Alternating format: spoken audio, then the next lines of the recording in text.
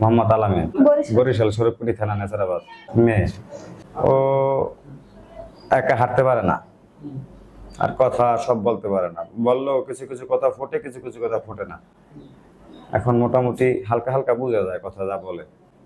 আব্বু আম্মু যা নে, এটা কিছু কিছু বোঝা যায়। ওর প্রথম অবস্থায় ও গাড় সোজা করতে পারতো না। ও গাড় সবসময় মানে মাথাতে তুলবো এটাই তুলতে পারতো না। গাড়ি একভাবেই পড়ে থাকতো, হাসতো না, কথা বলতো না, কিছুই পারতো না। ছোটবেলা থেকে সমস্যা, ও হাঁটতে পারে না, এক হাতে হাঁটতে পারে না, তাও বসলে ঝুঁকে পড়ে। আর গাড় একভাবে মানে সোজা করে যে আমরা সোজা রাখি, ওইটা সোজা করেও রাখতে পারে না। কিছু ধরে হাঁটতে পারে বা কিছু ধরে দাঁড়াইতে পারে, কিন্তু নিজে যে একা হাঁটবে বা সোজাই দাঁড়াইবে এগুলোও পারে না। এর জন্য তাই আমাদের 21 দিন আগে আসছি, বলছে 21 দিন পর দেখা দিতে। তো আজকে 21 দিনে আমরা আবার আসছি।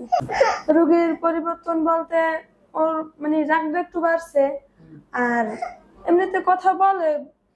তো আগে যেটু মানে একটু হালকা বাজতে, তাই আগে একটু সোজা হইতে আছে। এই যে সোজা করে আস্তে আস্তে মানে সম্পূর্ণ রাখতে পারে, আস্তে আস্তে খাইতেই যাবে। আগে এরকম এক সাইডে পড়ে থাকতো, এরকম আবার গাড়ি খাড়া করলে আবার পড়ে থাকতো। আর এখন মোটামুটি পারে। কিন্তু মাথা নাড়াচাড়া করতে পারে, পিছনে তাকাইতে পারে, ঘুরতে পারে, সামনে তাকাইতে পারে। জীবনাল হাসপাতালে ডক্টর ইমাম হোসেন।